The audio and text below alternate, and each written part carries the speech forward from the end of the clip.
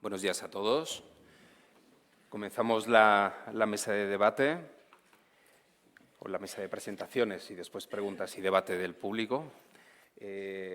Agradecer a los participantes haber aceptado la invitación de AMETIC para participar en ella. Y como ya vamos un poco tarde de tiempo, voy a empezar con nuestro primer ponente, que es Antonio Vargas, que es de Google, es Publicity Policy Manager y también es presidente del área sectorial de contenidos y servicios digitales de AMETIC. Nos hará una presentación, la dinámica será la siguiente. Yo les presento, hacen una presentación de unos 10 minutos y después tendremos una pregunta a cada uno de ellos y al final podréis vosotros también hacer preguntas. Adelante, Antonio. Pues buenos días a todos. Lo primero quería dar las gracias a AMETIC por esta invitación que aborda un tema que me parece que es crucial y es cuál va a ser la relación de aquí a futuro entre la cultura y la tecnología.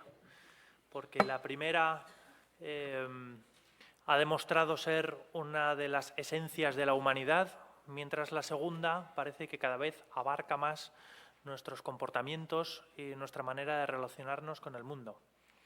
Entonces, quería presentarles la iniciativa que Google inició hace casi una década y que hoy tiene el nombre de Google Arts and Culture, que es una plataforma en la que se ofrece a instituciones culturales de todo tipo ayuda para digitalizar sus contenidos artísticos o culturales en sentido amplio y, al mismo tiempo, la capacidad de difundirlos por esta plataforma que es multidispositivo y con las grandes audiencias que consigue la marca Google.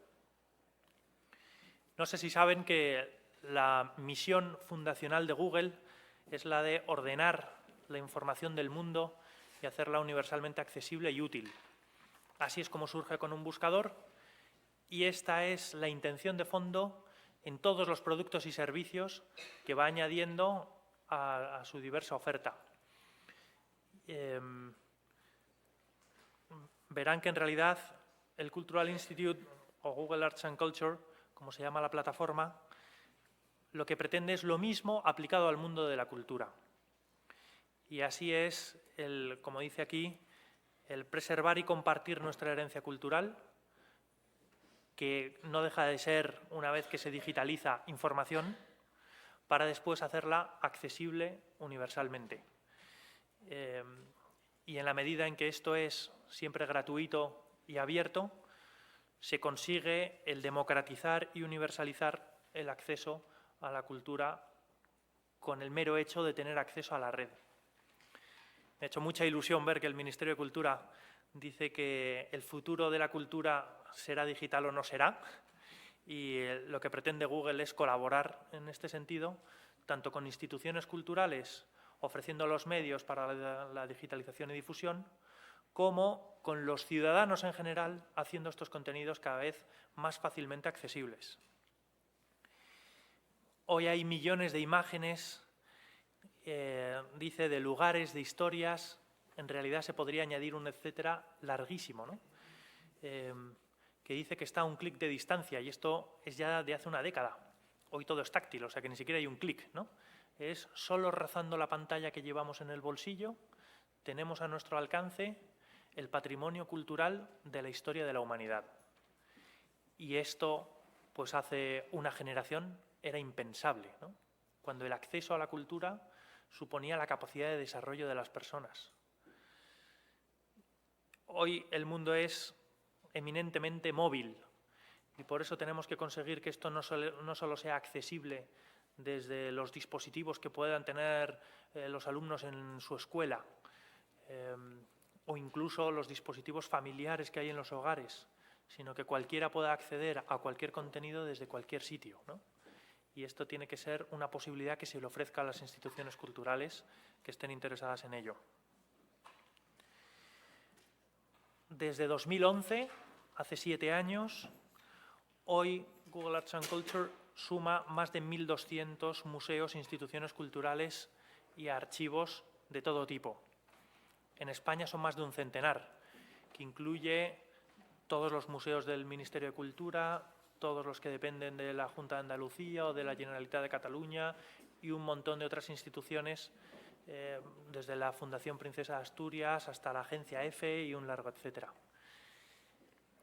Hoy está en más de 70 países, pero hace apenas 7 años nació en un solo país. Y se pueden imaginar, hoy el laboratorio del Cultural Institute está en París y no sé si saben que esto nació en España.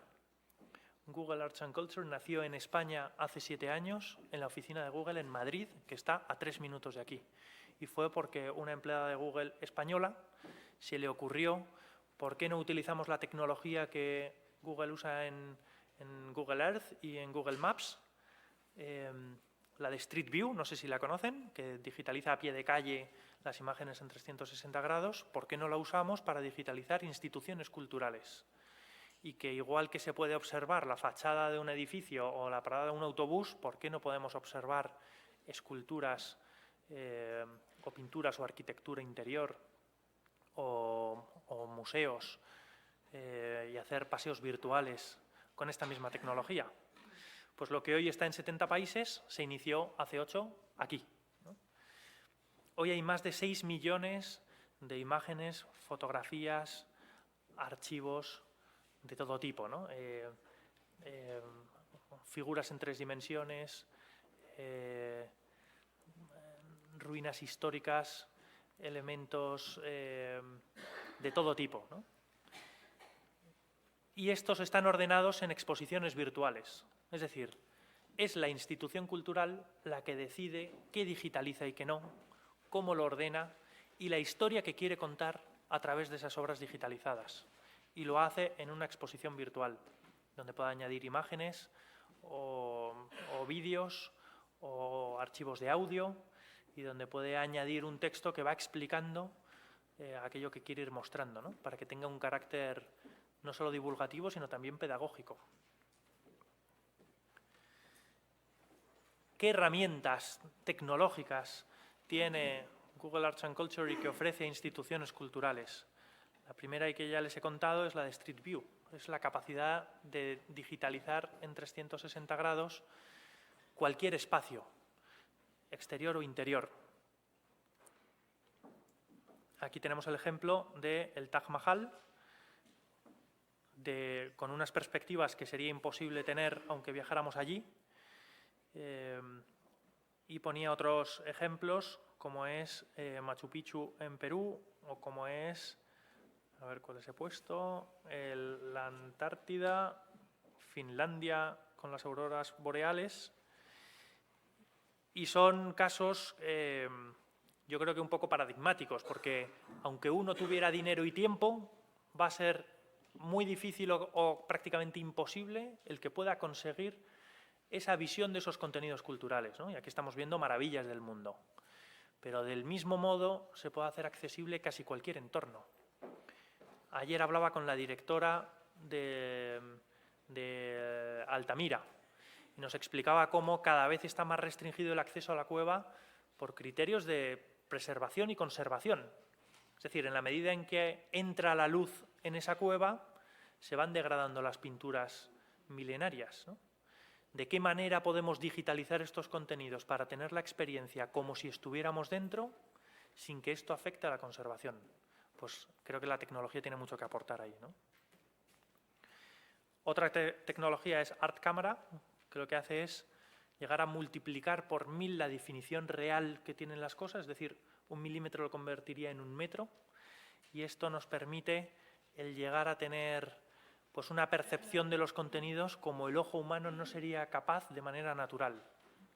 Imagínense pues cómo descubrir los trazos de Leonardo o elementos en las escrituras de Cervantes, ¿no? Y aquí les ponía un ejemplo que es la cúpula de la Ópera de París, donde podemos descubrir detalles que, aunque uno se acerque allí y pague una entrada y mire con mucha sutileza a la cúpula, no es capaz de descubrir, por la distancia y porque hay una gran lámpara que lo tapa también, ¿no? esto se puede convertir luego en una experiencia para el usuario como es la realidad virtual. Digitalizando con determinada tecnología, conseguimos que después esta pueda ser disfrutada con unas gafas que tienen multitud de empresas en la industria tecnológica, pero que hasta se puede construir uno en su casa, ¿no? Y aquí pongo las cardboard que se hacen con 2 lentes de plástico, como las lupas que vienen en los estuches escolares, y con un trozo de cartón, con un precio total inferior a 1 euro.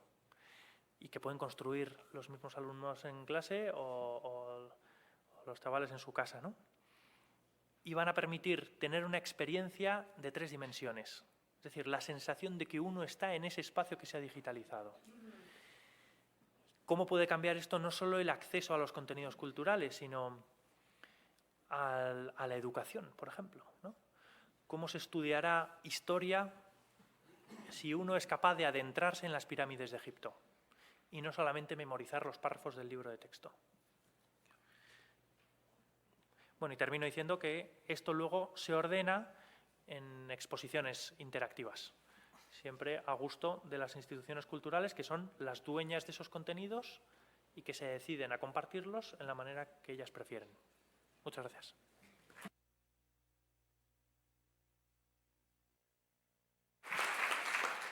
Muchísimas gracias, Antonio, por tu presentación. Ahora os quiero presentar a César Urbina, de Iralta VR. César es director creativo de Iralta VR, un estudio de realidad virtual especializado en la creación de experiencias inmersivas.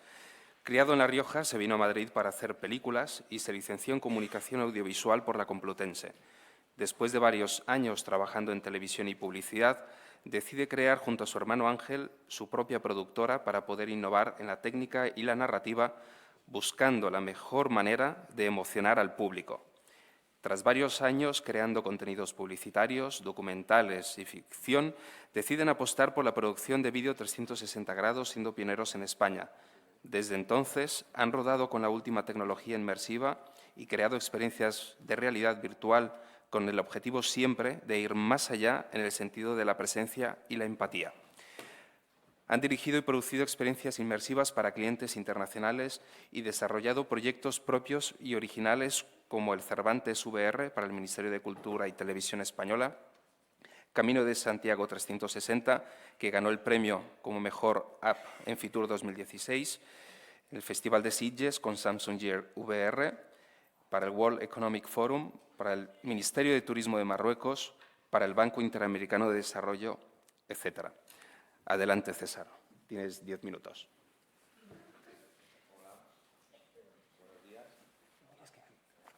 Hola, buenos días otra vez.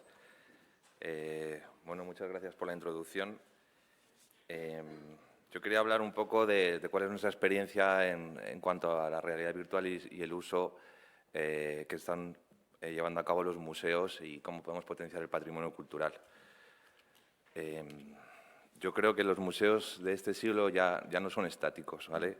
Cuando yo como visitante o como turista me encanta visitar los museos, me encanta pasearme, me gusta aprender y voy analizando la información, pero llega un momento en que me canso, ¿vale? O sea, mi cerebro se cansa de leer, intento analizar, pero llega un momento en lo que, aunque me siga esforzando lo que quiero ver, pues llego a desconectar. Y a veces, muchas veces, cada vez más aparecen películas o documentales que cuentan cosas que sí que pueden ser interesantes, pero que también, pues si no consigo mantener mi atención, pues me puedo incluso hasta aburrir, ¿no? Hasta que de repente pues sigo paseando y me puedo encontrar unas gafas de realidad virtual. Estas gafas me permiten interactuar con lo que veo mientras me explican conceptos y mi cerebro en 3 minutos es capaz de aprender mucho más que en 3 horas que he estado pasando por el museo leyendo contenidos estáticos, ¿vale? Creo que estamos en la era de lo vivencial, ¿no? Donde la experiencia es lo más importante y instituciones como donde nos encontramos hoy se están dando cuenta y tomando conciencia del papel que estas tecnologías digitales están jugando en la gestión y en el desarrollo de sus actividades y en la participación del público. Cuando llegamos a un museo, el usuario conoce nuevas formas de acceso a la información, el conocimiento y el entretenimiento, y busca experiencias más complejas. Tenemos que seguir respetando el carácter educativo, ¿no?, y que proponen los museos. Pero, perdonad un momento, Debemos respetar el carácter educativo que tienen los museos, pero debemos construir historias y experiencias más interactivas, más divertidas, más interesantes y participativas, porque los museos están tomando conciencia, ¿no?, como lugares de ocio y entretenimiento, donde el objetivo tradicional de la erudición y la conservación están siendo desplazados por las experiencias de los visitantes. Con nuevas formas de aprendizaje a través del descubrimiento, ¿vale? Los avances que Internet y las nuevas tecnologías han introducido en nuestra sociedad provocan un cambio en la forma de contar historias. Hoy estamos creando una narrativa que podría llamarse transmedia storytelling, ¿no? Es una nueva forma de construir historias interactivas combinando múltiples medios y plataformas de comunicación, consiguiendo hacer la experiencia del usuario mucho más dinámica y atractiva. Las nuevas narrativas de la industria audiovisual vinculadas a las nuevas tecnologías pueden crear espacios en el museo, como aquí, donde el personaje, los turistas, los visitantes pueden pasear, pueden interactuar con los objetos, recreando el universo creativo de un autor o de un artista o de un personaje. Las nuevas herramientas como la realidad virtual, la realidad aumentada o la mixed reality, ¿vale?, la realidad mixta, están entrando en los museos y en las industrias culturales buscando su propio campo de acción y desdibujando los espacios físicos tradicionales que hay de salas, objetos y espectáculo. Muchas veces, por razones de seguridad, cuando entramos en un museo no podemos tocar los objetos, no podemos manipularlos, ¿no?, porque por razones de seguridad. Entonces, la realidad virtual o estas tecnologías inmersivas nos permiten manipular y acercarnos a esos objetos como nunca antes lo hemos podido hacer. Las tecnologías inmersivas tienen el potencial de ofrecer el entretenimiento y convertirse en una herramienta fundamental para el conocimiento y el aprendizaje a través de la educación. Porque podemos conseguir información adicional de las piezas y de los objetos a través de una experiencia interactiva, mucho más que si nos leemos un folleto o que si nos vamos leyendo todos los textos escritos en las piezas.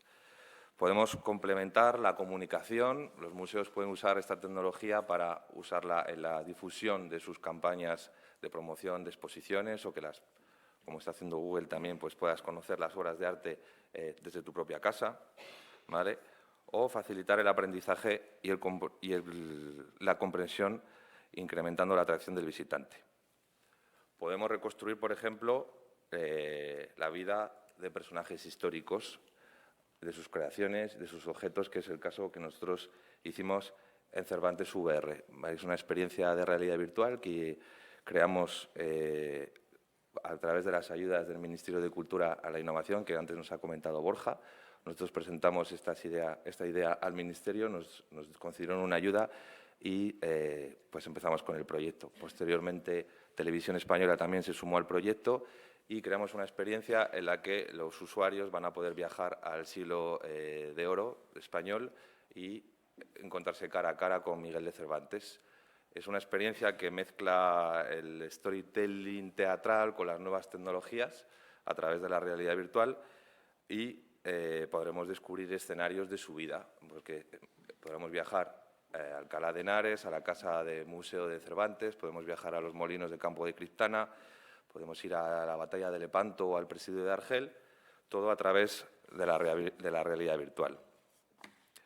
Con esto nosotros lo que hemos intentado es facilitar la lectura de esta obra obligada dentro del currículum de los alumnos españoles de español y lo que hicimos fue presentarlo el día 23 de abril del año pasado en la Casa Museo de Cervantes de Alcalá de Henares. Fue una experiencia muy interesante para todo el público asistente porque desde el propio patio de la Casa Museo de Cervantes, como podéis ver ahí las imágenes, pues en el mismo sitio, cuando se ponían las gafas, nos trasladábamos al siglo XVII y don Miguel hablaba con sus personajes, ¿no? Es un diálogo entre Cervantes, Sancho y Don Quijote, ¿vale? Porque la experiencia real y virtual lo que está alterando es la percepción del espacio físico, ¿no? Y está incorporando objetos ajenos a la realidad en la que nosotros nos encontramos. Y esta sensación única y personal es el vehículo perfecto para viajar en el tiempo, que consigue la realidad virtual. Y lo que estamos buscando con esta manera, con esta tecnología, es el engagement, ¿no? O el enganchar a este público joven que tan acostumbrado está a verlo todo a través de una pantalla de móvil. Nosotros hemos hecho ya experiencias como esta en institutos y en colegios, hemos puesto las gafas y después de una clase de literatura los alumnos han entendido muchísimo mejor todo lo que se les estaba explicando en esta clase, ¿vale? A través de la gamificación, que es meter elementos de juego, de la creación de juegos, como videojuegos o juegos de rol, pues estamos consiguiendo crear dinámicas que las industrias culturales están utilizando para generar nuevas experiencias educativas.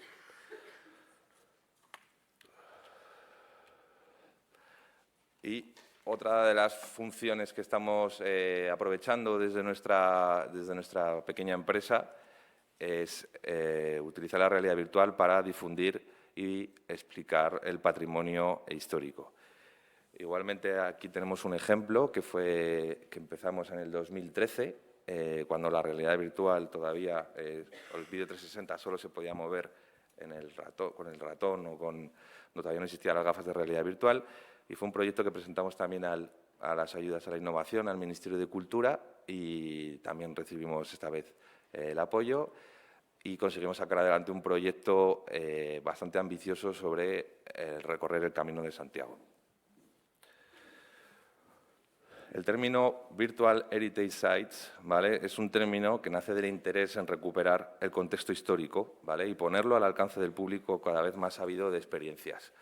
Todos estamos deseando que cuando vamos a visitar un sitio pues nos pongan en el entorno, en la situación de qué pasó allí, ¿no?, qué historias se pueden contar, si no muchas veces podemos pasar por los sitios sin quedarnos con información, ¿no? La VR nos permite acercar a través de unas gafas el espectador recorridos virtuales de todo el patrimonio español. Y en Camino de Santiago 360 lo que hicimos fue convertir a los espectadores en peregrinos virtuales. Es un viaje inmersivo, interactivo, y que te pones en la piel de un peregrino y te sumerges en el Camino de Santiago recorriendo desde Roncesvalles hasta Santiago, en una experiencia en la que puedes interactuar, puedes elegir tu propio camino. Puedes, a través de escenas con botones interactivos hotspot, puedes decidir si vas a ir con Antonio, que le gusta mucho la gastronomía y el vino, o puedes ir con Margaret, que es una arquitecta de Nueva York, que le encanta el patrimonio, y vas a poder visitar pues todas las catedrales, bueno, muchas de las catedrales, ermitas, monasterios que hay a lo largo del Camino de Santiago. Todo esto lo que estamos haciendo es a las visiones de fotos 360 o de vídeos 360 estamos añadiendo narrativa, estamos contando historias, que creemos que es lo más importante para que la gente retenga los contenidos. A través de 10 mapas interactivos vamos a poder elegir y avanzar en la historia, vamos a poder incluso hasta reservar alojamiento, y esto se publicó para iOS y Android para ser visto con unas gafas de realidad virtual como las Cardboard que antes han comentado. En este proyecto que conseguimos el apoyo del Ministerio de Cultura, sumamos al Gobierno de La Rioja, Gobierno de Navarra, paradores, algunas bodegas, y conseguimos el premio en Fitur 2016 a la mejor aplicación como guía de destino. Y es una aplicación que a día de hoy sigue siendo pionera, novedosa. Si la volviéramos a hacer, pues cambiaríamos algunas cosas, porque la tecnología va tan rápido que tendríamos que estar evolucionando con ella. Y es una aplicación muy divertida y útil que os invito a que probéis como una herramienta de hasta dónde se puede llegar en la creación de experiencias con el uso del patrimonio. Y ya para ir terminando, me gustaría hablar de dos proyectos también que hemos hecho de realidad virtual. Uno también de la mano de Samsung, que creo que también vas a hablar un poco, que es el proyecto Sweet Selfie, que se presentó este año en el 4º centenario de la Plaza Mayor, en que es una instalación temporal en la que las personas que visitaban la Plaza Mayor se ponían unas gafas y viajaban al universo creativo del fotógrafo, ¿vale? Que es Miguel Ángel Tornero, que hace un pequeño estudio sociológico sobre cómo nos convertimos todos en voyeurs a través de la fotografía. Y, por último, hablar de otro proyecto de realidad virtual y patrimonio que hemos hecho con el Ministerio de Turismo de Marruecos, en el cual vas a poder viajar y conocer las ciudades patrimonio de la humanidad que tiene turismo, esa que tiene Marruecos, como son Rabat, Volubilis, Meknes, Fez, y sentirte la piel de un turista o una persona conociendo la cultura y empatizando con la vida marroquí. Porque la realidad virtual podría ser es dicha como la máquina perfecta de la empatía. No hay una herramienta mejor para ponerse en la piel del espectador y convertirlo en protagonista. Muchas gracias.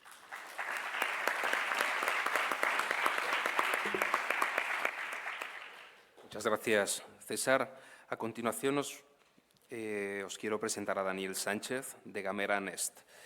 Es licenciado en Ciencias de la Comunicación, con más de 10 años de experiencia en la producción de videojuegos y aplicaciones multidispositivo, participando como socio en la creación de varias compañías pioneras en el campo de la telefonía móvil y reconocidas del sector a nivel internacional. Compagina su actividad empresarial con su trabajo como profesor en diversas asignaturas en la carrera de Diseño y Técnica de Videojuegos del grado de Videojuegos de ESNE, centro adscrito a la Universidad Camilo José Cela, en la que también ha coordinado proyectos de videojuegos de alumnos de todos los cursos. Asimismo, ha participado como director de proyectos en varios cursos de posgrado especializados en diseño y desarrollo de videojuegos y marketing para la Universidad Europea y la Escuela de Organización Industrial. En la actualidad, tras la finalización del DEA, basado en la evolución e historia de los géneros de videojuegos, está realizando la tesis doctoral basada en el cambio en que se está produciendo en medios tradicionales como museos, cine y televisión, con la introducción de videojuegos como forma de comunicación con el espectador. En este aspecto, la nueva experiencia profesional, comenzada en el año 2013, bajo el nombre de Gamera Nest, se centra en estos aspectos, así como la profesionalización de alumnos universitarios en el campo de la investigación artística y cultural mediante el uso de las nuevas tecnologías y los videojuegos. Bajo el nombre de esta compañía y con estas premisas, ha publicado recientemente su primer videojuego en exclusiva para PlayStation titulado Nubla. Adelante. Bueno, lo primero, daros las gracias por haberme invitado. Buenos días a todos. Bueno, voy a intentar ser breve en mi presentación porque realmente quería no tanto contaros sobre mi vida y sobre lo que hemos hecho, sino también sobre la experiencia que hemos adquirido en este tiempo. De hecho, claro, como os han dicho, yo me dedico a hacer videojuegos. Llevo ahora mismo pues aproximadamente 15 años haciendo videojuegos, desde que empezó la primera evolución de los móviles. Y en esos años he trabajado haciendo IPs propias, he trabajado para clientes y he trabajado también mucho para el sector cultura. Lo hemos visto transformarse, hemos visto cambiar el uso de tecnologías, aparecer unas tecnologías, desaparecer otras, vivimos la revolución del iPhone, estamos viviendo la revolución de la realidad virtual, todo desde el punto de vista de los que hacemos videojuegos. De hecho, ha sido un poco duro porque cuando me invitaron a esta jornada lo que hice fue decidir hacer una pequeña retrospectiva de lo que llevo hecho. Y era como, jo, qué viejo soy, o sea, ¿cuántos años llevo haciendo cosas para museos o para cultura? De hecho, he puesto como primer ejemplo una aplicación que hicimos para Antonio López allá por 2012, debió ser 2011 incluso. Y ya veníamos antes haciendo cosas como reproducciones virtuales para realidad virtual y para 360, por ejemplo, del Arco de Sigena en Cataluña. No sé, ya llevábamos tiempo cuando hicimos esto de Antonio López. Si os fijáis, lo que se hacía en aquel entonces, 2011, dándome cuenta en esta retrospectiva, lo tuve muy claro, es trasladar cosas que ya tenían los museos al formato digital. Es algo que seguimos viendo en los colegios. Vemos como cuando yo trabajo con colegios dicen ya nos hemos digitalizado, hemos puesto tabletas en el aula. Y dices, bueno, vale, si eso es vuestra forma de digitalizaros, el poner una herramienta para que los alumnos accedan, está genial. Pero el cambio digital es una filosofía, es un cambio de perspectiva y no implica el que tengas una tableta o no, implica muchas cosas más, que es un poco lo que nos hemos ido dando cuenta y que se ha ido dando cuenta muchas instituciones y muchos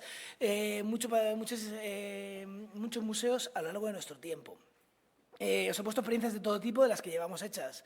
En 2012 hicimos una aplicación avalada por el Ministerio de Cultura sobre Velázquez que usaba la realidad aumentada. Esto, pues eso, hace ya más de 5 años. Nubla quizás ha sido un punto de inflexión porque ha sido la primera vez que nos hemos planteado en un museo hacer algo que no sea vamos a trasladar exactamente los contenidos como los contáis a un formato digital, sino es vamos a interpretar vuestras obras, vamos a trabajar con lo que vosotros queréis transmitir y no con lo que tenéis, sino con lo que querríais contar a la gente que pasase por aquí de una forma diferente, a través del videojuego. Con Hominidad lo hemos hecho y lo seguimos haciendo en el Museo Arqueológico. Es un proyecto que empezó hace 5 años y que seguimos dándole vueltas, fueron talleres, han sido muchas vueltas y mucha gente que ha pasado por un proyecto de trasladar la historia al mundo del videojuego. Sobre todo quería contároslo para que entendáis que nosotros hacemos videojuegos.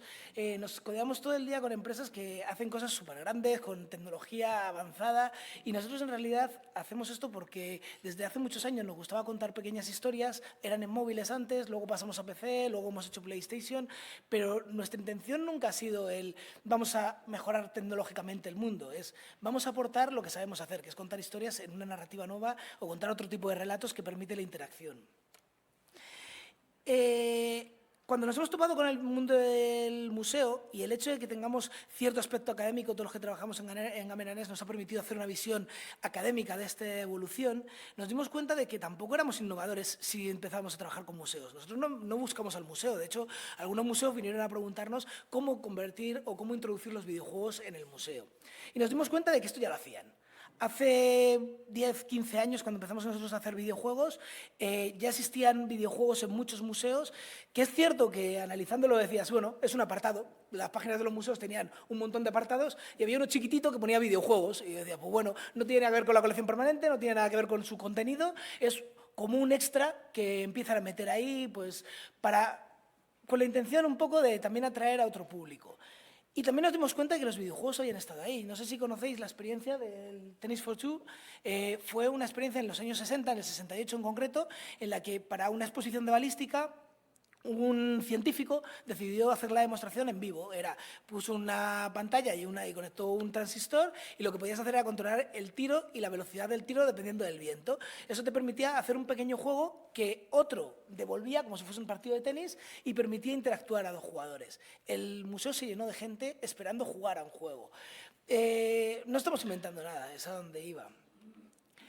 Y lo que nos ha sorprendido es cómo en los años los videojuegos cada vez se han convertido en algo más importante para el museo. De ser una pequeña pestaña, muchos museos nos han llamado a hacer videojuegos para nosotros o cómo podríamos utilizar el videojuego en el museo.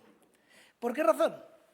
Pues bueno, eso lo deberían responder más bien los museos, pero nos atrevemos a aventurar un poco la característica principal que tiene el videojuego, que habla a un público que no es el público que es habitualmente, está en el museo o que es un público que está de paso en el museo y que es muy difícil engancharle.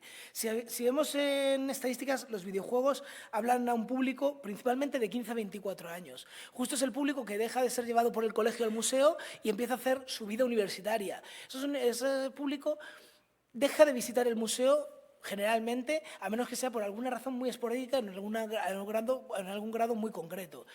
Y sin embargo es el público que juega videojuegos. Otro análisis que hicimos sobre los videojuegos en este acercamiento desde el mundo del videojuego al museo fue, ¿vale? ¿Qué videojuegos se están haciendo en el museo? Es verdad que en 2010 era una época de juegos de móvil, de flash, tecnologías que ahora prácticamente están obsoletas. Pero la otra contrapartida, los juegos de verdad que le vendían empresas diciendo vamos a hacer un videojuego como los que juega la gente, como los que juegan los niños, eran juegos de PC, que podía ser el que os pongo del Museo Británico, el que hicieron con el Museo de Historia Natural, que estaban bien, no os digo que tecnológicamente no sean adecuados, pero que comparados con los videojuegos que juegan los adolescentes y los chicos de 17 a 20 y tantos años, no tienen nada que ver, ni en calidad, ni en cantidad, ni en narrativa, que es lo más importante. Porque al final lo que nos hemos ido dando cuenta es que la narrativa de un videojuego es lo que engancha. Al final, lo que cuentes de interés a tu público es lo que hace que tu público siga jugando. Y eso es algo que, claro, los videojuegos comerciales han ido trabajando, Mientras que en los museos, en paralelo, se ha quedado un poco el nivel de, bueno, nosotros hacemos un videojuego para PlayStation, genial, pero si nos quedásemos en eso, ¿a dónde llegaríamos? Es importante tener en cuenta el relato. Y luego hay otro problema. Lo siento, bueno, no voy a ser crítico, es verdad. El problema de verse sepultado por la tecnología. Lo que siempre decimos, la tecnología está aquí para abrir puentes y para hacernos contar cosas de muchas maneras distintas. El problema que tenemos es que muchos museos se han visto sepultados por la tecnología, hablan de realidad virtual y la ponen. Y dices, y piensas, es interesante y qué suerte tenéis de poder vivir en una época en la que tenemos tecnologías que nos permiten crear mundos virtuales inventados o trabajados a partir de vuestros contenidos. Pero el problema es que dejarse llevar por el problema tecnológico, desde nuestro punto de vista, nos está provocando una limitación, que es el hecho de la creatividad. Lo que nos hemos dado cuenta es que los videojuegos, siendo pequeños, siendo productos quizá menos vistosos que hacer una recreación virtual de una ciudad en 360, permiten dos cosas que los museos están empezando a darse cuenta de que son muy importantes. Primero, no considerar el videojuego como un fin. Es verdad que todo el mundo, sobre todo de unos años hacia atrás, veía el videojuego como un producto comercial que tenía que estar acabado y poderse jugar. El museo no necesita un videojuego realmente, ni un producto acabado para que sea útil ni para su transformación digital ni para su extensión del conocimiento. Lo que necesita son procesos que impliquen los videojuegos. Lo que necesita es, sobre todo, tener la oportunidad de convertir sus contenidos en un proceso en el que se impliquen a los jóvenes, aprendan a contar, aprendan a ver, aprendan a dibujar o a entender el arte o el patrimonio de muchas maneras diferentes, como hacemos los que trabajamos videojuegos, sin necesidad de que eso se acabe convirtiendo en un videojuego. Lo importante es el proceso, y el proceso de los videojuegos es lo que se pierde muchas veces o lo que no se había dado importancia hasta ahora.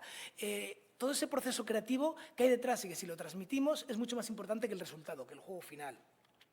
Y luego está la segunda parte que tienen los videojuegos y que implica ese proceso, la crítica, el poder ver desde múltiples puntos lo que nos enseñan los museos, implicando al propio público que los va a jugar. Yo me encuentro continuamente empresas que hacen videojuegos para museos desde su posición de señores de más de 30 años que han montado una empresa, que tiene un equipo mayor, que como mucho hay algún jugador dentro del equipo, pero no implican al propio público que quieres que juegue. Si quieres que jueguen chicos de 11 a 24 años, pregúntales a qué juegan y juega con ellos. Eso es lo que nos enseñan los videojuegos. Y eso es lo que creo que es importante para empezar a entender por dónde transformarnos digitalmente. Es verdad que podemos hacerlo por las herramientas y podemos meter la tecnología, pero creo que los videojuegos y sobre todo la influencia del relato y cómo construir ese relato nos puede ayudar mucho si lo utilizamos directamente para atraer a los jóvenes, para ayudarles a crear, para hacerles partícipes del proceso. El final, que tengan un videojuego o no del museo, será muy útil, será divertido, pero si están en el proceso, están implicados y ese es su producto y eso es parte de lo que tiene el museo, un montón de contenidos con el que trabajar y trabajar con los jóvenes, que es un poco lo que estamos haciendo en los últimos años. Creo que está funcionando, creo que proyectos como Bona, que quizás no es el ejemplo más exacto de jóvenes, porque aquí lo que utilizamos son mujeres que había en un museo de Ucrania en una zona de guerra para construir con ellos un relato que ayude a hacer partícipes a esa gente que está allí en Ucrania y a la vez a potenciar o a conocer la figura del museo, lo que hace también aprovechar una parte que tienen los videojuegos, que es la difusión. Un videojuego es muy fácil de difundir porque ya tenemos las herramientas. Los videojuegos comerciales han creado líneas de difusión muy claras, con lo cual nosotros las podemos utilizar y aprovechar para difundir contenidos de museos. Por otro lado, lo que os decía, proyectos en los que implicamos a jóvenes nos demuestran que los jóvenes están emocionados de poder demostrar lo que saben, de poder aplicar lo que aprenden en los videojuegos, como pasa con mis estudiantes en la universidad, como pasan en talleres que hacemos, de demostrar que lo que ellos saben se puede aplicar a algo real, que puede ser un videojuego. Y es verdad que al principio vienen diciendo que queremos manipular, pero queremos programar, queremos dibujar, pero cuando les metes en un proceso creativo te das cuenta de que hay algo mucho más profundo, hay algo como lo que nos pasa pues, cuando hemos hecho proyectos para el Museo Arqueológico o para el propio Nubla, para el Museo Thyssen, que luego los niños llegan al museo y lo sienten parte de ellos. Entonces, bueno, eso es el poder que tenemos con los videojuegos y es donde podemos ayudar en la transformación digital a los museos. Poco más tengo que decir, que juntos podemos cambiar el modo de pensar de una generación. Muchas gracias.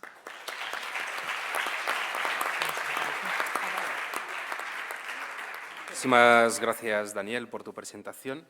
A continuación, es el turno de Francisco Ortiguela, de la empresa Samsung.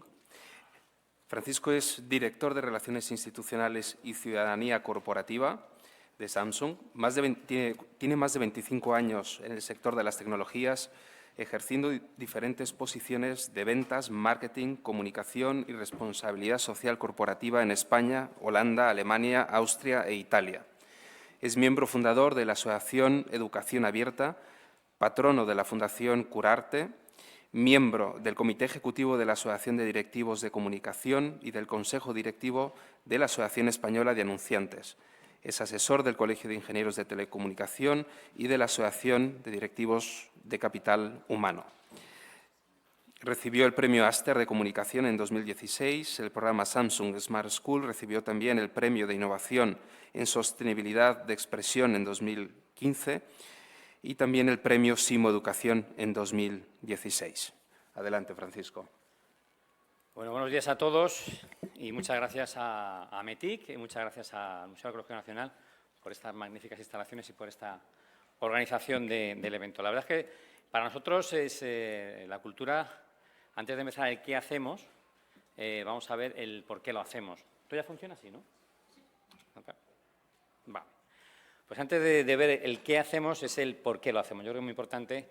Y otro día, buscando en diferentes presentaciones, encontré esta foto del fundador de Samsung, un emprendedor que con 28 años montó Samsung en 1938, y le vemos aquí pues, una foto que nunca había visto pues, pintando, con lo cual quiere decir que había ya digamos, algo de inquietud por el tema de Samsung. Este es nuestro fundador, Jun-Chul Lee. Y me gusta esta frase que pone aquí, que dice que tenemos que tener en Samsung una forma de pensar y de trabajar que mejore en beneficio del Estado, de la gente y de la humanidad. Y la frase que aparece al lado es de su hijo, actual presidente de Samsung, con 80 años, que dice que el futuro pertenece a aquellos que quieren explorar y conocer cosas nuevas, ¿no?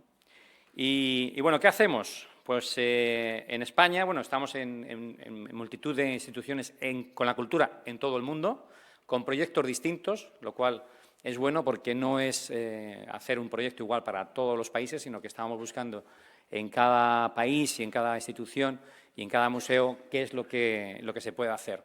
Nosotros no vamos con un proyecto ya predefinido, sino que nos sentamos pues, con la gente del museo. Yo creo que esta es una de las grandes...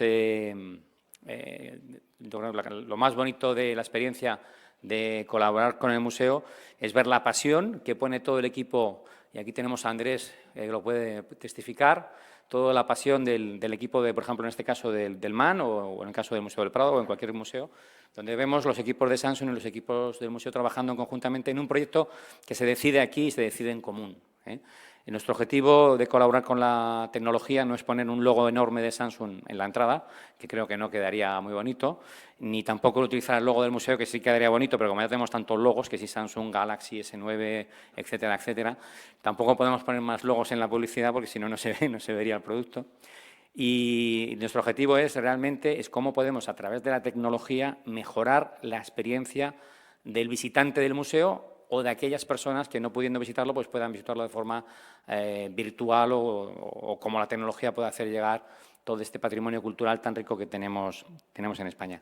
Todo esto lo hemos metido dentro de un paraguas que hemos llamado Descubre Más, porque creemos que el objetivo de la tecnología es eso, descubrir más, conocer más del patrimonio cultural, del arte, de la cultura que tenemos y meternos más en conocerlo más y divertirnos más también. Al final, yo creo que la cultura es entretenimiento y como tal pues tiene que darnos ese más, ese plus, ¿no? de realmente entenderlo y conocerlo. Aquí en el Museo por ejemplo, es un gran ejemplo con el Museo Arqueológico Nacional. Llevamos colaborando, si no me equivoco, desde el 2016, apenas 2 años, digamos, pero ya hemos desarrollado, por ejemplo, experiencias. En este museo hay seis digamos, sitios donde se puede ver pues, cómo era la España en la protohistoria, en la prehistoria, en la época de los romanos, en la época de los árabes, y pasear por las calles con la ayuda de la asistencia de la realidad virtual, al mismo tiempo que ves la realidad de esos objetos de hace miles de años o cientos de años que te rodean, ¿no? Y que los puedes casi tocar, ¿no? no tocar porque no se deben tocar las cosas en los museos, pero aunque aquí sí hay una parte que está desarrollada, que son réplicas para la gente, para los invidentes, que está muy bien.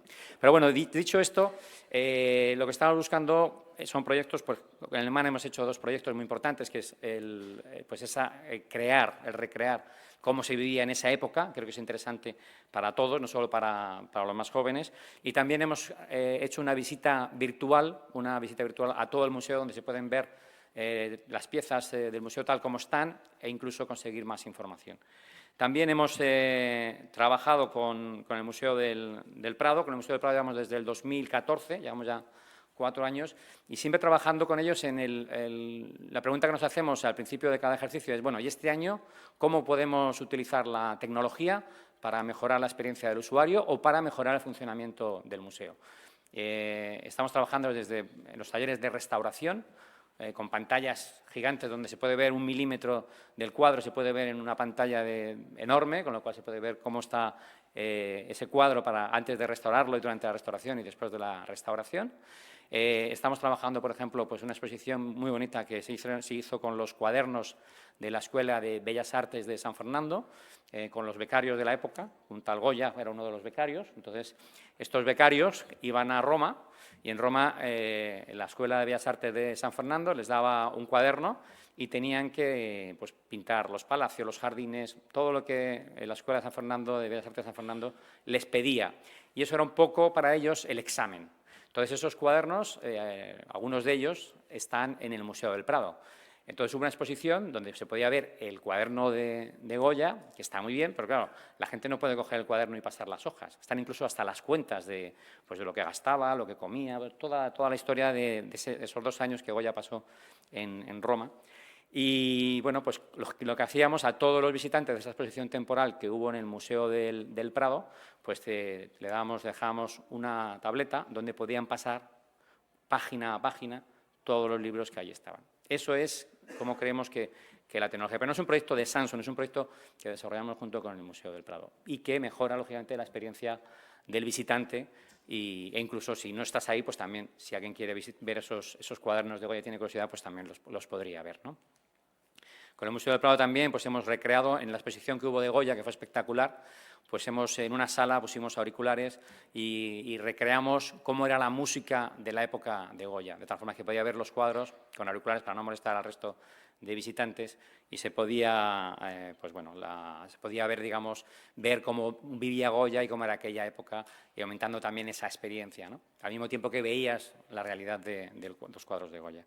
Y últimamente, por ejemplo, con el museo con la exposición temporal de Xai, que se pronuncia Xai por lo visto, yo decía Kai, pero es Xai, pues hemos hecho con Isabel Coixet, hemos hecho un vídeo de este artista tan peculiar chino que pinta con pólvora y donde explicas el por qué, el cómo y te da a conocer más esa obra. Porque si ves la obra es interesante, está muy bien, pero si te la explican y entiendes el porqué y te lo explica una directora de cine como Isabel Coixet, pues lógicamente la experiencia es otra, es totalmente distinta.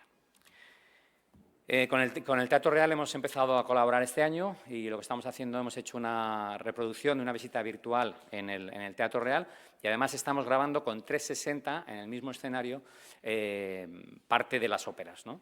Que es complicado, porque lógicamente son actores de verdad, actuando de verdad y es complicado pues situar esas cámaras y ya hay 2 obras que se pueden ver en esta realidad virtual que hemos realizado junto con el Teatro Real.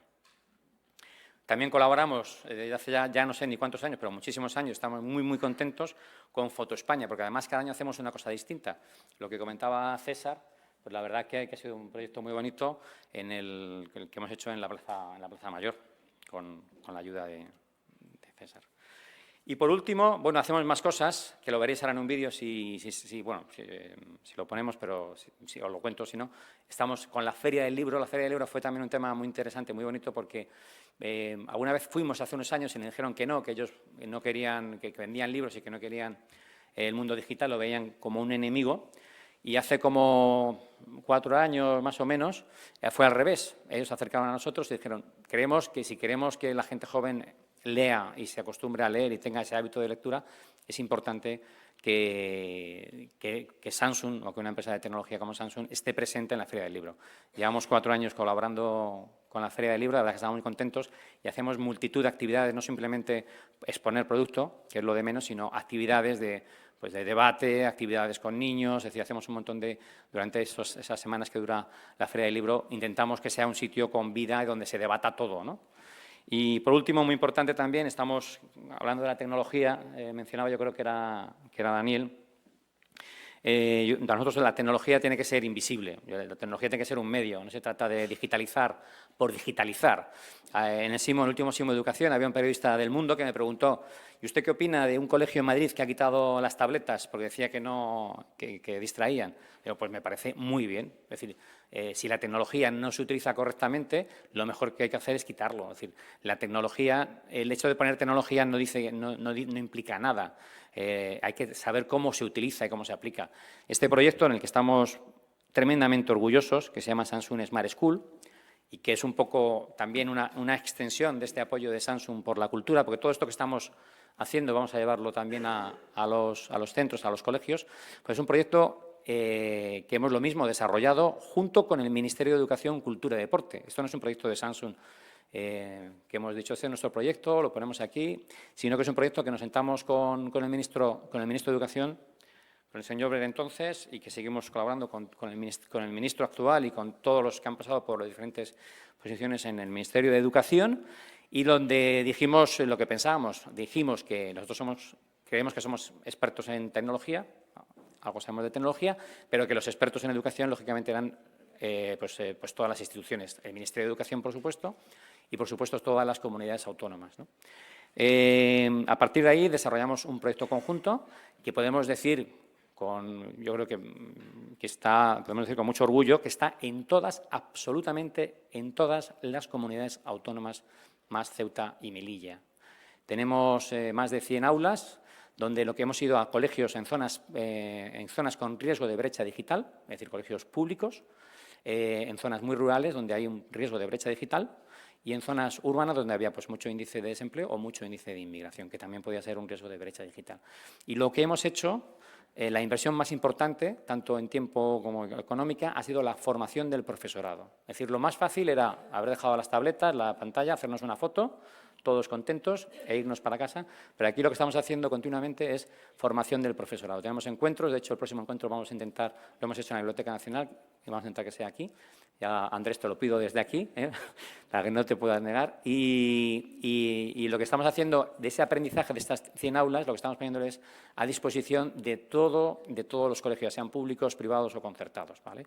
Entonces, hacemos un estudio a final de año con una experta en educación y tecnología, que se llama Mar Camacho, de la Universidad de Tarragona, y esos aprendizajes pues los ponemos a disposición de toda la comunidad educativa, que son más de 8 millones de alumnos en España. Y nada más, si ponemos el vídeo bien, y si no, pues muchas gracias. Y yo creo que la forma de trabajar es, como se ha dicho aquí, es colaborando y no ir con un proyecto determinado, sino ver un poco pues, cómo esa tecnología se adapta a las necesidades y a la realidad. Y ahora un vídeo de todo lo que hacemos, un poquito de propaganda, ¿no? De publicidad.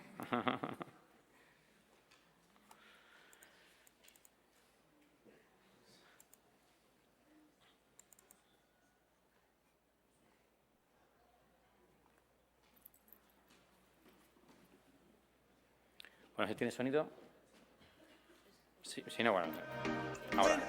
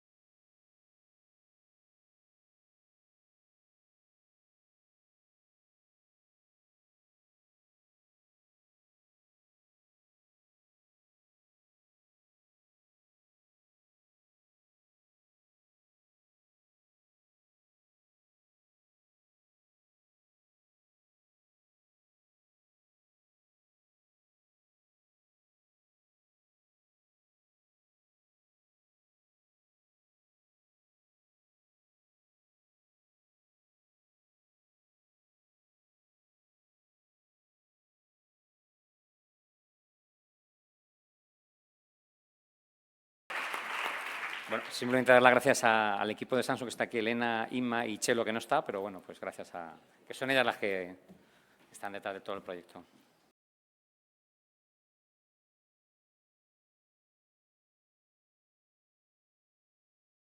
Solano es fundador y director de GEBAM, Guías Interactivas, empresa española líder en la producción y gestión de guías interactivas en centros como este museo, la Alhambra, Patrimonio Nacional o los estadios Bernabéu y Camp Nou. Es licenciado en Económicas y Empresariales por la Universidad Pontificia de Comillas y doctor en Ciencias de la Información por la Universidad Complutense de Madrid. Compagina su labor en GEBAM con la de profesor investigador en la Universidad Carlos III de Madrid, autor de publicaciones como Museo del Futuro, la accesibilidad y las tecnologías móviles y artículos entre los que destaca Mobile and Accessible ICTs for Museography, de la revista Knowledge Society. Adelante, Jaime.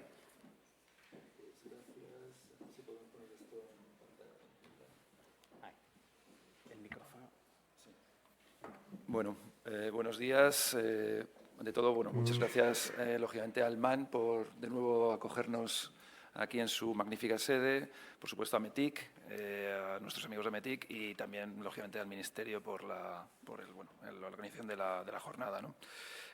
Nosotros, como empresa, realmente lo que hacemos es lo que es el desarrollo tecnológico, la producción de contenidos y la operación de los servicios de audioguías multimedia de muchos de los grandes monumentos de este país. Creo que esa última parte a una empresa tecnológica como nosotros nos hace ser un poco especiales y es que nosotros no vendemos nuestra tecnología, nosotros la operamos, ¿vale? Nosotros sufrimos sus virtudes y sus defectos todos los días junto a nuestros clientes y nuestras instituciones culturales con las que trabajamos y compartimos pues, proyectos de larga duración en concesión, ¿no? Bueno, algunas de las sedes en las que estamos y que ha citado el presentador pues están aquí. Aproximadamente al año nuestras aplicaciones las utilizan unos 2 millones de personas y esto nos hace pues, de alguna forma también bastante conscientes desde el punto de vista de la utilización de qué funciona y qué no funciona. Entonces, desde esa perspectiva un poco quería plantear mi presentación tocando curiosamente temas que no se han tocado, que es difícil.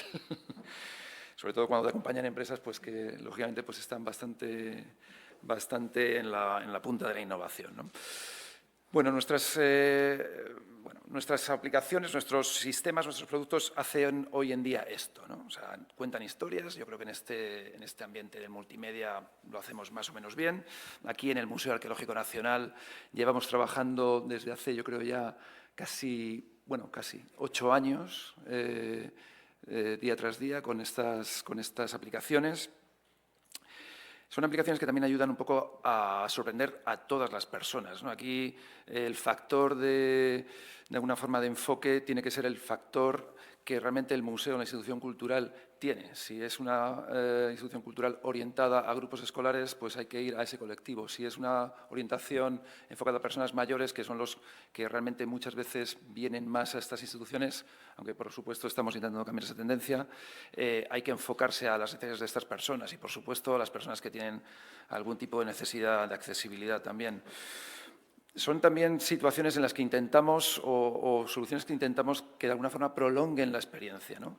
Que no solamente durante la hora o, por ejemplo, en la Alhambra, las 3 horas que dura la visita media, se produzca ese contacto, sino que ese contacto con la cultura y la experiencia, sobre todo de valor de esa cultura, se prolongue en el después, lógicamente, pero también en el antes, ¿no?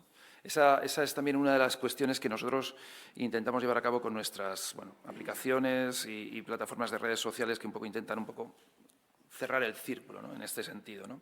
Por supuesto, son sistemas de generación de ingresos. Las instituciones culturales, como todos sabemos, pues son instituciones que demandan recursos, financiación, patrocinio, pero también, lógicamente, generación autónoma de negocios y una de las líneas de negocio en algunas instituciones es precisamente estos sistemas de alquiler o de puesta a disposición del público de sistemas de guiado, ¿no?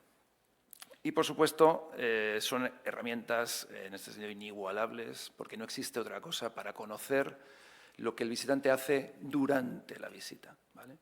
Tenemos mucha información de lo que el visitante planifica, de lo que dice en redes sociales, de lo que dice a posteriori, pero resulta que cuando entra por la puerta del museo o del Monumento de la Alhambra o del Estadio del Santiago Bernabéu, ahí la conexión se corta, ¿no? No tenemos comunicación, no sabemos, excepto de alguna forma tomando luego pues, encuestas a puerta de salida, ¿no? Y realmente estos dispositivos sirven para eso, ¿no? Y es ahí donde nosotros estamos basando un poco el futuro, ¿no?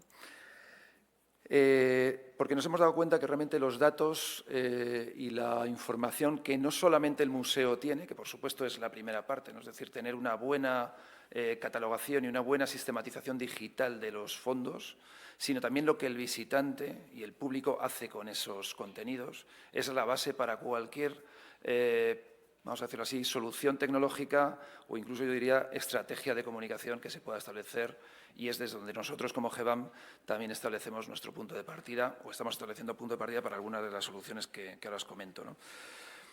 Como decía, nosotros al año más o menos tenemos unos 2 millones de usuarios directos de unos 17 millones de usuarios potenciales de los sitios en los que estamos, con lo cual eso puede hacer una idea un poco de la representatividad de los datos que al final recogemos y que, por supuesto, no son nuestros, son de estos museos, de estas instituciones, y lo que hacemos un poco es intentar, de alguna manera, también no solamente recogerlos, sino ayudarles a interpretarlos, ¿no? A tener herramientas que permitan extraer información, como veis aquí, pues en este caso desde la Alhambra, no solamente a nivel cuantitativo de lo que los contenidos más visitados dicen o cuáles son las zonas que más se... No, nos interesa también la parte experiencial, nos interesa mucho también qué es lo que el visitante, como decía antes, hace cuando entra y qué acaba haciendo cuando ha salido. Es decir, todo ese durante, esa medición desde el punto de vista de lo que el visitante hace y no tanto desde lo que el contenido acumula,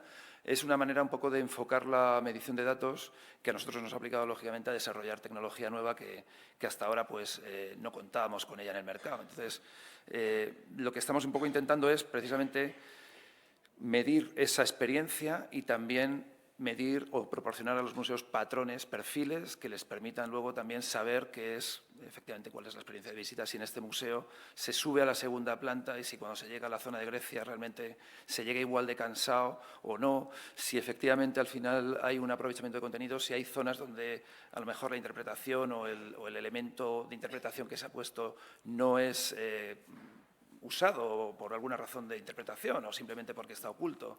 Todo ese tipo de cosas son las que acabamos haciendo. Y, lógicamente, luego pues hay explotaciones. Por ejemplo, en este caso, esto es una manera que hemos, de alguna forma, establecido para una experiencia que, en este caso, se desarrolla en el estado del Santiago Bernabéu, donde pasan aproximadamente 1.200.000 visitantes al año. Medimos esa experiencia, almacenamos en una herramienta que nosotros hemos desarrollado que se llama Gestats, que de alguna forma acumula todos los datos experienciales durante esa visita, que dura 1 hora y media.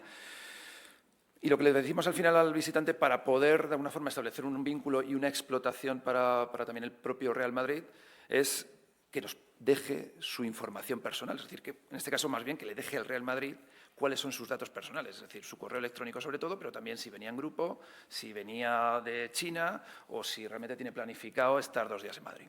¿Por qué? Porque realmente a partir de ese cruce tenemos el dato cuantitativo, el dato acumulado anónimo de qué es lo que ha hecho. Podemos, por supuesto, ofrecerle a cada visitante cuál ha sido su experiencia y, sobre todo, permitir que él la comparta, cosa que efectivamente es, como diríamos, oro puro para una institución que, de alguna forma, gestiona visitantes. Porque eso, al final, lo que genera es la posibilidad de atraer nuevos visitantes y que, sobre todo, un visitante, que en este caso es un visitante absolutamente convencido, absolutamente transformado, que ha salido, en el caso del Real Madrid, supongo que ayer sería ya la bomba, ¿no? Saldrían todos emocionados, pues que eso efectivamente lo transmita, ¿no? Y a partir de ahí, pues efectivamente, hablamos de tecnología, de contenidos digitales, eso es fácil de distribuir, ¿no? Distribúyelo. Vamos a darte esto que has hecho, esta experiencia, y te vamos a simplemente te la vamos a regalar y te vamos a pedir que la distribuyas. Bueno, eso es, lógicamente, gracias a que tenemos todos esos datos, ¿no? También como empresa, lógicamente, todo esto, seguimos siendo una empresa tecnológica, digo que también somos, y eso nos hace distintos, un poco esa función de operadores, pero sabemos que no nos podemos quedar tampoco, como si dijéramos, en lo que hacemos, ¿no? Por eso estaba contando cosas que estamos empezando ahora. También estamos en varios proyectos europeos. En este caso es un proyecto que ya está en ejecución, que lleva ya 2 años, y es un proyecto que trata, bueno, como veis ahí, con varias instituciones europeas, sobre todo, bueno, hay muchas universidades, pero también instituciones como la National Gallery o varios museos en Grecia. Lo que trata es un poco de establecer sistemas inteligentes de guiado y de recomendación, ¿vale? También es una manera, como veíamos en el caso anterior del Real Madrid, una manera de, una vez que tengo datos, y en este caso ontologías de datos, es decir, datos que realmente tengan un significado, ¿vale? No vale con bueno, ya sabéis muchos de vosotros, no vale con tener los datos. Esos datos tienen que tener un significado y, por tanto, ese significado es lo que le permite al final poder establecer una conversación con el visitante, ¿no? Es decir, nosotros no buscamos un dato, buscamos dónde comer hoy o me gusta ir al cine, ¿vale? Y a partir de ahí es donde tiene que establecerse esa comparación, no a otro nivel. Precisamente este proyecto, que para eso utiliza tecnologías semánticas, etcétera, lo que intenta es, a partir de ese punto de partida, explotar eso de manera que se generen recomendaciones relevantes a cada visitante, ¿no? Es decir, que el sistema, las aplicaciones móviles en este caso de nuevo, sean capaces de adaptarse al patrón de visita, algo que también comentaba al principio, al patrón de visita de cada persona y establecer a partir de una relación que, como decía antes, es duradera, porque estamos hablando de una visita de 1h30, 3 horas, hay mucho tiempo para conocer a ese visitante y, sobre todo, para poder ofrecer soluciones relevantes y experiencias que se adapten mejor a su caso. Para eso, lo único que hay que hacer es, lógicamente, medirlo, monitorizarlo y, a partir de ese momento, ofrecerle y seguir escuchando. Y eso es lo que hace este proyecto. Otra cosa más que de alguna forma, bueno, también siempre nos ha traído mucho es precisamente lo que sería bueno, que toda esta bueno, filosofía de datos y de experiencias de visita, de guiado en el museo, también sea configurable por parte del propio visitante y que sea él el dueño de esa, vamos a decirlo así, labor o elaboración, ¿no? Es decir, a partir de todos los contenidos que tienes y de herramientas que te proporcionamos, hazte tu propia visita y compílala, créatela, descárgatela en una aplicación móvil o descárgala de tu amigo que te la ha recomendado y haz esa visita y empiezas como ese punto de partida. Es decir, todo esto siempre son puntos de partida, ¿no? O sea, inicias de esta manera la experiencia, pero luego vas transformándote. Esa idea y esa monitorización es muy importante. Entonces, nosotros empezamos un proyecto que se llama Visit, que está enfocado, bueno, como digo, un poco a visitantes en general, pero que inicialmente lo hemos arrancado para un público que es, vamos a decirlo así, también muy representativo en museos y que son los colegios, ¿no? Las visitas escolares. Hablaba antes, Paco, del caso de Samsung. Efectivamente, es un entorno en el que, curiosamente, tampoco ha habido una transformación en los últimos años muy intensa. Es decir, si nos pensamos, y veo aquí muchos representantes de instituciones culturales, las visitas escolares que se hacen suelen ser muy parecidas a las que yo hacía, ¿vale? Y ya tengo unos años, o sea, tengo más de 30. Tengo más de 30 y, bueno, ¿qué pasa? Pues que realmente en muchos casos también, de alguna manera, nos tenemos que adaptar a la realidad. Los profesores, los currículos académicos, como decía Paco también, la disponibilidad o no de tecnología y, sobre todo, saber hacer cosas con ella. Todo eso hay que ser conscientes para luego aplicar vamos a decir, las soluciones que no, de alguna forma, sobrepasen las expectativas y sobrepasen un poco yo creo, la esperanza, ¿no? de la persona y, por tanto, pues se genere luego la frustración, ¿no? Aquí nosotros lo que, de alguna forma, planteábamos, como digo, desde el arranque de permitir que la gente se fabrique su visita, es que, de nuevo, el profesor, que es realmente un poco aquí el director de la visita, o debería ser el director de la visita, aunque luego ya sabemos que muchas veces delega esa responsabilidad en el museo y bueno, pues por múltiples razones, pero que realmente vuelva otra vez a, de alguna forma, a tener el control y que él también sepa que eso lo va a poder reutilizar.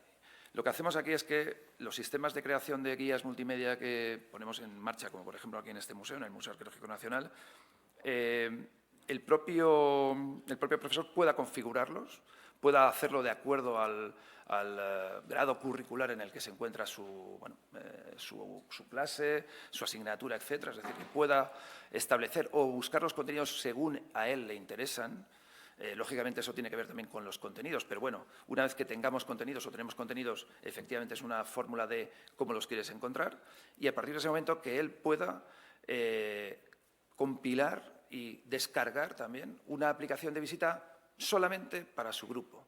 ¿Vale? Es decir, que sea totalmente individual. ¿Vale? A mí me interesa solamente ver Roma, esos aspectos e incluso añadir algunas cosas que yo he encontrado y, al final, que él pueda, en este sentido, hacer la visita que a él le interesa y que, por supuesto, esto sea el antes, el durante la visita y el post, que luego él pueda también, de alguna forma, disfrutarlo. Esto es un caso que pusimos en marcha en el Museo Nacional de Ciencia y Tecnología, aquí en Madrid, que pues hizo una experiencia bastante fructífera. Lamentablemente hubo que cortarla en un momento determinado y hubo muchos colegios que quedaron, por así decirlo, en lista de espera que, yo espero que, por la redundancia, que se puedan activar, ¿no? Bueno, contaba aquí, ya no me extiendo, porque como creo que soy el último, recibo todo el defecto de tiempo de los demás, pero bueno.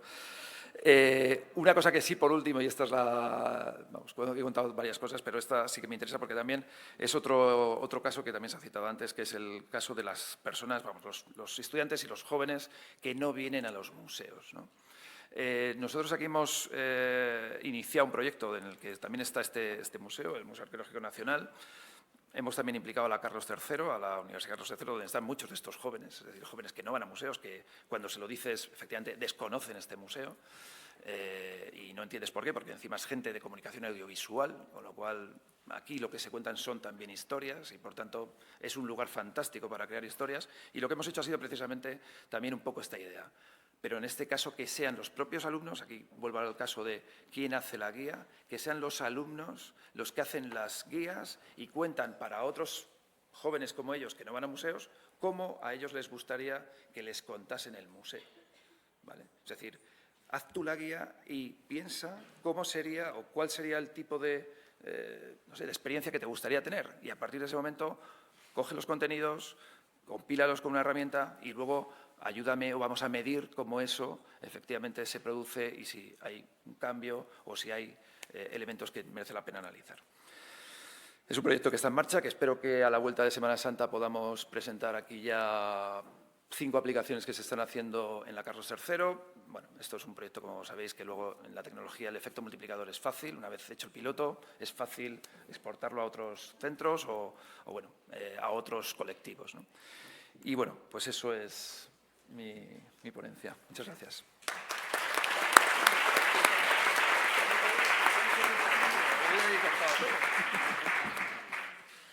Bien, dado que nos hemos quedado casi sin tiempo para las preguntas, os pediré que, como mucho, contestéis en 1 minuto escaso para no quitar tiempo a la pausa, que es importante para empezar con tiempo la siguiente mesa.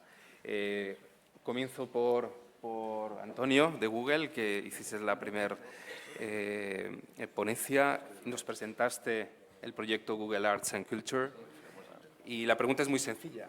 ¿Y ahora qué? ¿Por dónde va el futuro? Pues intento responder en 30 segundos.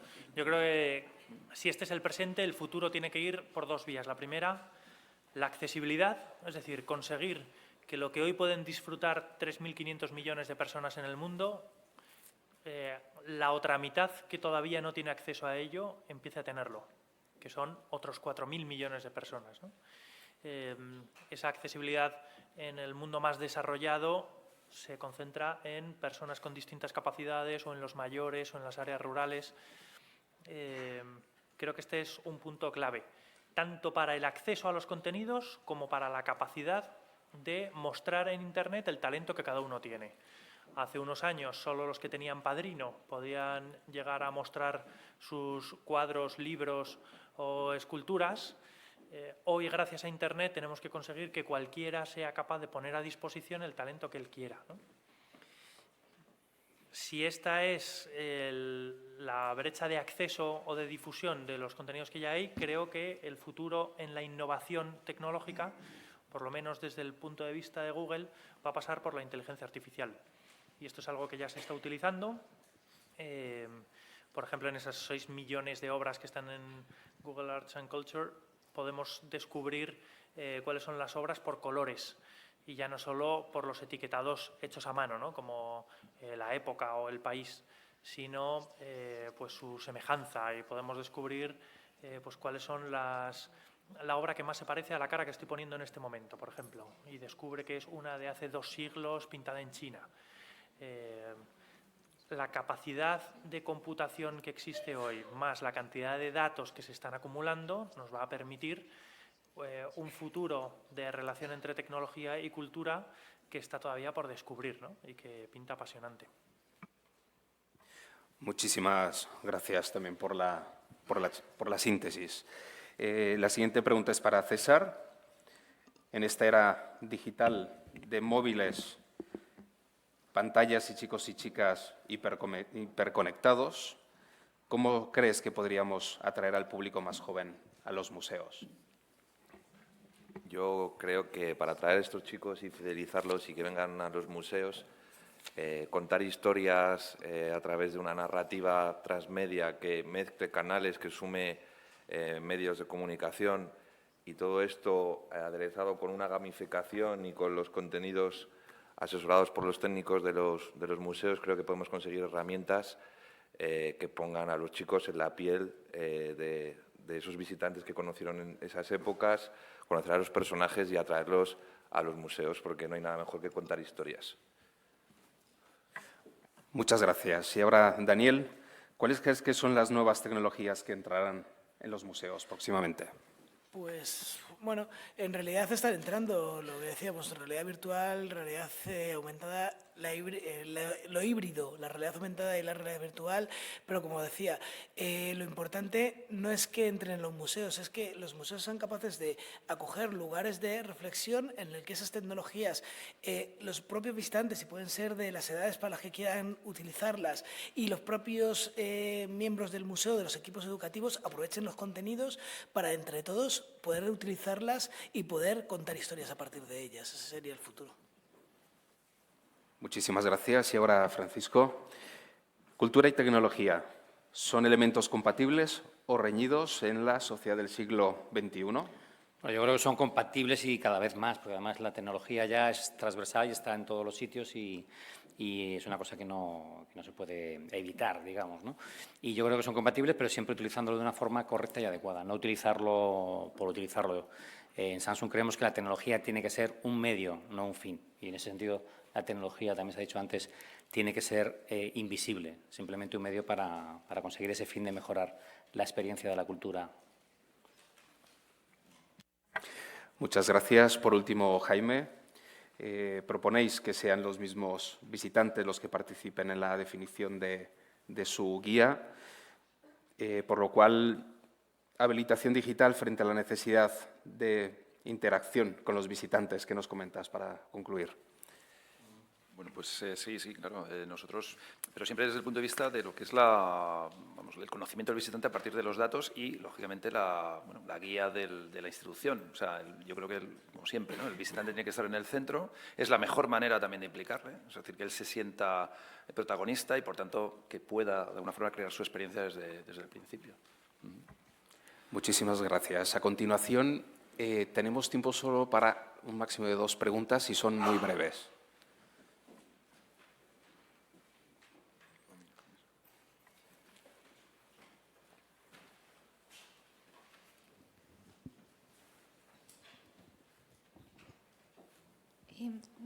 Buenos días, muchas gracias.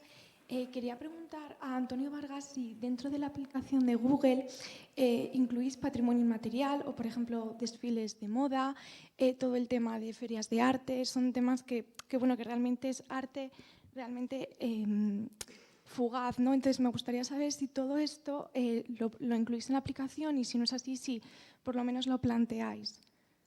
Gracias. Pues efectivamente así lo incluye, porque no es solo arte, sino también cultura. Miraba a Borja porque hace un año inauguramos una exposición sobre moda y teníamos una decena de instituciones españolas que ahí mostraban sus trajes, ¿no?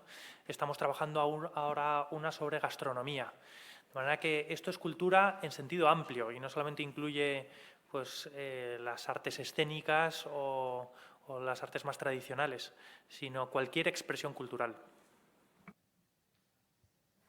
¿Alguien más del público? Sí, buenos días. Hola. Bueno, lo que estáis hablando, mi pregunta es a nivel general. Estáis hablando todos de tecnología, pero desde mi punto de vista la transformación digital no es solamente eso, es un concepto que tiene que cambiar la forma de pensar, la experiencia general. La tecnología es una parcela nada más de esa transformación. Pregunto general, ¿cómo pensáis? Porque creo que en otros sectores esta transformación se está llevando desde otro punto de vista, pero en cultura, ¿cómo pensáis que es la manera más adecuada de iniciar esa transformación digital para englobar a toda la organización, no solamente desde el punto de vista tecnológico? Bueno, la experiencia no con la cultura, sino con cualquier empresa es que tiene que venir desde arriba. Yo creo que desde abajo es muy difícil por una persona que tenga mucho interés en hacer transformación digital. Si no viene desde arriba, en cualquier empresa tiene que ser el CEO el primero que impulse esa transformación digital, porque, como bien has dicho, no es simplemente utilizar unas ciertas tecnologías, sino es una transformación digital de todos los procesos y desde el principio hasta el final, toda la cadena de valor, digamos, en este caso de la cultura. Entonces, tiene que venir desde arriba, en mi opinión, ¿eh? Yo voy a añadir, porque justo he hablado de eso, yo creo que es desde el diálogo, fíjate, es desde conseguir que los museos, si quieren cambiar y abrirse digitalmente, lo primero que hagan es crear espacios de diálogo, que parte es esto lo que estamos haciendo, en el que todos los miembros y todo lo que pasa por el museo puedan participar y empezar a entender la tecnología. Es que es lo que decíamos, la tecnología es... Mejor si es invisible, es importante porque es nuestro medio, pero lo primero que hay que hacer es pasar por entenderla y saber sus posibilidades y sus limitaciones, que eso evitaría también muchas frustraciones. Y en ese espacio de crítica, de revisión, de utilización, se generará lo que de verdad necesita el museo para expandir sus contenidos en el mundo digital. Lo que creo. Pues nada, muchísimas gracias una vez más a los ponentes por estas interesantes aportaciones. Pido un aplauso para ellos por ello.